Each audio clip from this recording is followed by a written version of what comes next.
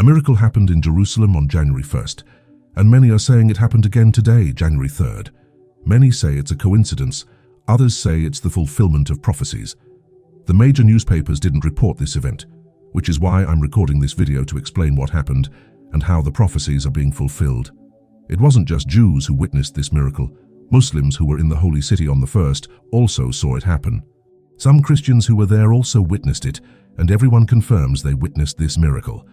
At the moment it happened, many were praying, asking God for protection and blessings for the new year. Jerusalem is a place where many miracles happen, and many tourists report feeling something different when they go there. Do you believe in miracles? If so, comment, "I believe in miracles." When I see your comment, I will give it a heart and respond to everyone personally. Now that you've commented, let's get back to our topic, about the miracle that happened in Jerusalem on the first day and was repeated on January 3rd. Wait a moment, strengthen your faith first.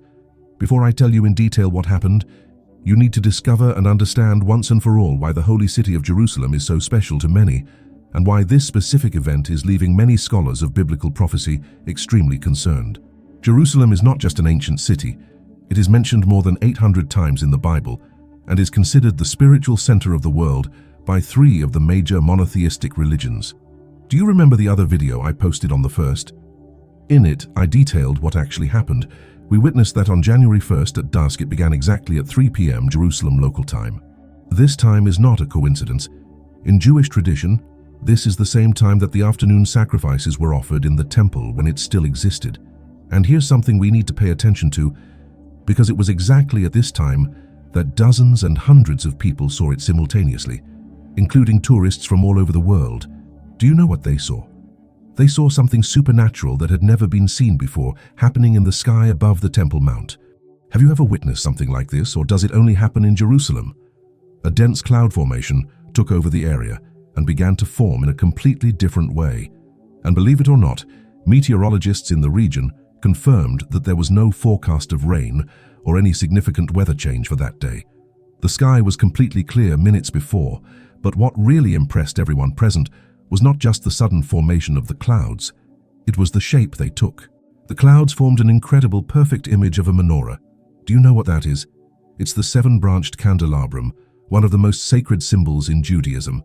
The formation remained visible for exactly 7 minutes, again, a number that cannot be ignored when we talk about biblical symbolism. The number 7 represents perfection and completeness in the Holy Scriptures. But that's not all. That was just where it all began. While people were still awestruck by the menora's formation in the clouds, something even more impressive began to happen. Rays of sunlight pierced the clouds with such precision that they seemed to form columns of golden light in the same place where the columns of the ancient Temple of Solomon had stood. Witnesses described the light as having a different quality. It wasn't just ordinary sunlight, but had a golden glow that many compared to biblical descriptions of God's glory. A Muslim merchant who lives there named Ahmad, who has had his shop near the Western Wall for over 30 years, said he has witnessed many miracles there, but this time he said, "I have never seen anything like it in my entire life. No miracle I have seen has come close to this. It wasn't an ordinary light, it seemed alive and pulsating. Even though I am of a different faith, being Muslim, I immediately recognized the spiritual significance of that moment." We all stopped what we were doing to watch. An American Christian pilgrim was also in Jerusalem and witnessed everything. She recounted, very moved and with tears in her eyes, "I was praying at that moment, asking God for a sign for the new year, asking for guidance for my life and blessings for my family. When I saw that incredible manifestation in the sky, I felt a peace that I can't describe, and it's even difficult to explain. Only those who saw it know what the feeling is like. It was as if heaven itself was answering our prayers. I was very happy to have witnessed this pleasant moment." There were also other people who reported that this was the case with Rabbi Yehuda ben David, a respected scholar who studies the main messianic prophecies. He made an unbelievable statement, and many religious people in Jerusalem are commenting on it. "What we witnessed cannot be explained by science or with the best technologies of the modern world. The precision of the formation, how everything happened was incredible. The duration. Everything points to a divine sign. We are finally living in prophetic times." But you must be wondering at this point, why is this so significant from a prophetic point of view? Rest assured, I will explain. To understand, we need to go back to the ancient prophecies about the last days. Let's talk about the prophet Joel in chapter 2 verse 30, where it is written, "I will show wonders in the heavens and on the earth." Jesus himself, in Luke 21:11, warned that before his return, there would be great signs from heaven. Do you know what makes it different?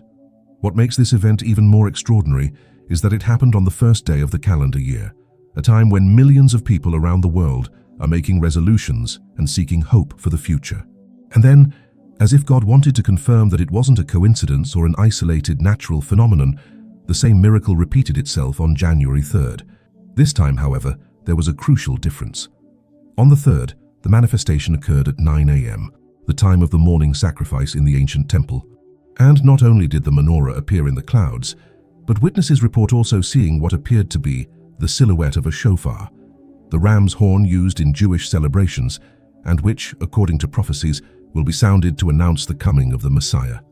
A group of archaeologists working on excavations near the Temple Mount had to interrupt their work to observe the phenomenon. Dr. David Steinberg, the team leader, stated, "As a scientist, I always seek rational explanations for everything. But what we saw defies any known meteorological explanation. The geometric precision of the formation, the specific luminosity, the exact duration, these are too many coincidences to ignore." What's most impressive is that several videos were recorded by different people from different angles, and they all show exactly the same phenomenon. There's no arguing that it was an optical illusion or a camera trick. Local authorities even tried to give a scientific explanation, mentioning possible rare atmospheric phenomena, but no meteorologist could satisfactorily replicate or explain how clouds could form such precise and significant shapes. Now let me connect this to the prophecies that are being fulfilled before our very eyes. In Zechariah 12:3, it is written that in the last days Jerusalem would become a heavy stone for all the peoples. Never in modern history have we seen so much global attention focused on Jerusalem as we are seeing now. Political conflicts, religious disputes, and now supernatural signs. Everything is converging on this ancient city.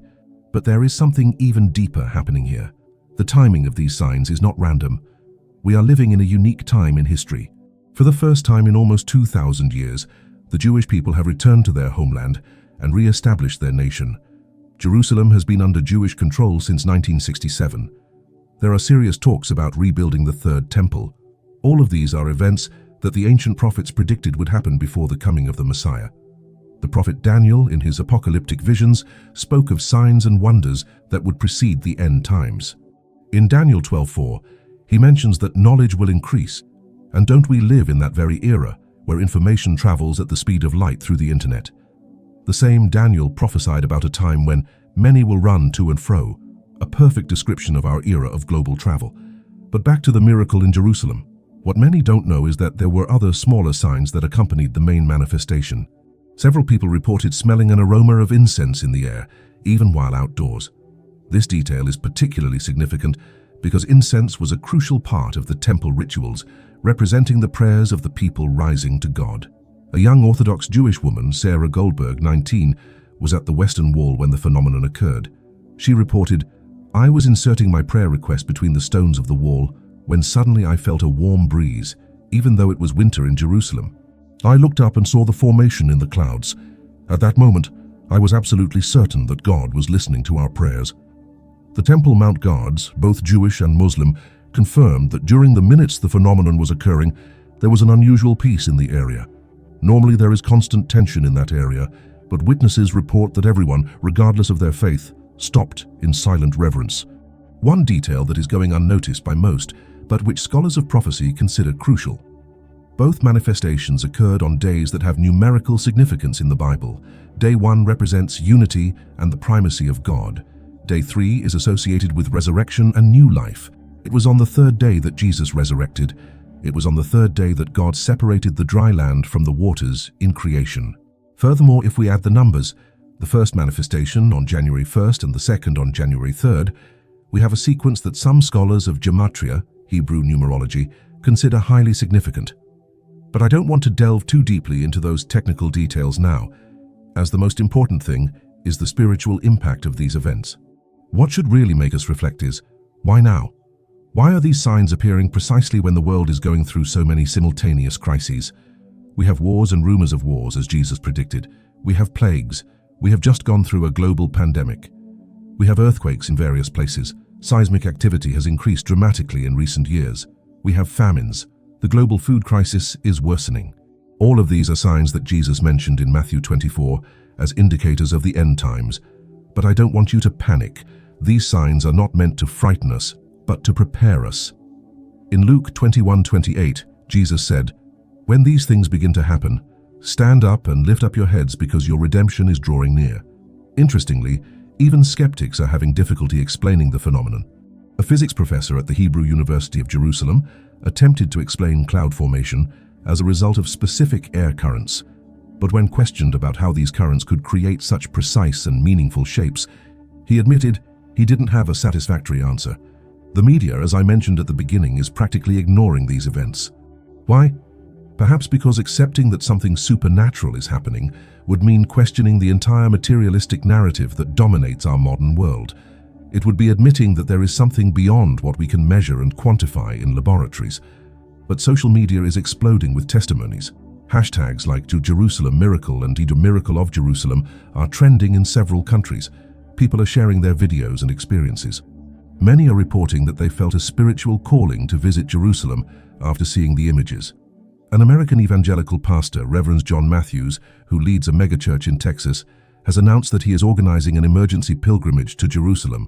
He stated, "We cannot ignore when God is clearly sending signs. We need to be where he is manifesting himself." On the Jewish side, there is a surge of activity unseen for decades. Groups advocating for the reconstruction of the temple are saying that these signs are divine confirmation that the time has come. The Temple Institute, an organization that has been preparing all the utensils and vestments for the future Third Temple, reported a 500% increase in donations since the first sign appeared. But here's something you need to understand. The rebuilding of the temple isn't just a Jewish religious matter. According to biblical prophecies, particularly in Daniel and Revelation, the Third Temple needs to exist before certain end times events can occur. The Antichrist, according to 2 Thessalonians 2:4, will sit in God's temple, proclaiming himself God. This cannot happen without the temple first being rebuilt. Now, some of you may be thinking, but the Temple Mount has the Al-Aqsa Mosque and the Dome of the Rock. How could the temple be rebuilt? That's precisely the question that makes these signs even more significant. Something would need to happen to drastically change the current situation. Could these signs be the beginning of that change? It is fascinating to note that the signs appeared in such a way that all three Abrahamic religions could recognize their importance. The manora for the Jews, the divine light that recalls the transfiguration of Jesus for the Christians, and the manifestation of the greatness of Allah for the Muslims. It is as if God was speaking to everyone simultaneously. A local imam, who asked not to be identified, confided privately, "In the Quran we also have prophecies about signs in the heavens before the day of judgment. I cannot deny that what I saw made me reflect deeply on the times we are living in. Let me share something even more impressive. On January 3rd, when the second sign appeared, there were reports of miraculous healings at the site. A woman who had suffered from partial paralysis for 5 years, the result of a car accident, reported feeling tingling in her legs during the manifestation and was able to take a few steps unaided for the first time since the accident. An 8-year-old boy, who was born deaf in one ear, began to hear perfectly during the phenomenon. His mother, a secular Jew who considered herself agnostic, said through tears, "I came here as a tourist, but I'm leaving as someone who believes. My son is hearing me with both ears for the first time in his life." These reports of healings are being investigated by local doctors. But regardless of the medical findings, the spiritual impact is undeniable. People are returning to faith, others are converting, and many are reevaluating their life priorities. A successful Israeli businessman, who happened to be there, decided to donate half of his fortune to charity after witnessing the sign. He said, "If God is manifesting himself so clearly, I need to rethink what I'm living for." But perhaps the most intriguing aspect of all this is the deafening silence of the world's major powers. Normally, any unusual event in Jerusalem generates immediate diplomatic statements. But this time, there is a calculated silence. Do world leaders know something they are not telling us? Unconfirmed sources within the Vatican suggest that the Pope has called an emergency meeting with his top theological advisors. The Russian Orthodox Church is reportedly sending a special delegation to investigate the events. Protestant leaders from various denominations are meeting to discuss the theological implications. From the perspective of biblical prophecy, We are seeing the fulfillment of multiple predictions simultaneously. Not only the signs in the sky, but also what Jesus called the distress of the nations in Luke 21:25. Look around the world: political instability, impending economic collapse, moral decay, abandonment of traditional faith. All these are signs of the times. And here's something many haven't noticed. The signs in Jerusalem happened precisely when several nations are discussing new peace agreements for the Middle East. The Bible speaks of a peace agreement that will be confirmed by the Antichrist for 1 week, 7 years, in Daniel 9:27. Are we seeing the stage being set for this final agreement? It is important to note that, historically, whenever God was about to do something significant, he sent signs. Before the flood, Noah preached for 120 years. Before the destruction of Sodom and Gomorrah, angels visited Abraham. Before the exodus from Egypt, there were the plagues. Before the first coming of Christ, there was the Star of Bethlehem. Now, before his second coming, we are seeing signs in the sky over Jerusalem. To conclude this part of our study, I want to emphasize that these events are not isolated. They are part of a larger pattern unfolding before our very eyes. The convergence of prophetic signs in our generation is unprecedented in human history. Never before have so many prophecies been so close to their simultaneous fulfillment. What should you do with this information? First, don't ignore it. Second, prepare yourself spiritually. Third, share it with others. We are living in extraordinary times, and everyone needs to be aware of what is happening. The miracle of Jerusalem is not just an interesting event for discussion. It is a call, a warning, and a promise.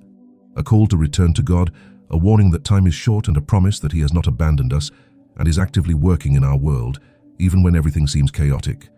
Keep watching, keep praying, and keep waiting. The best days are yet to come for those who believe.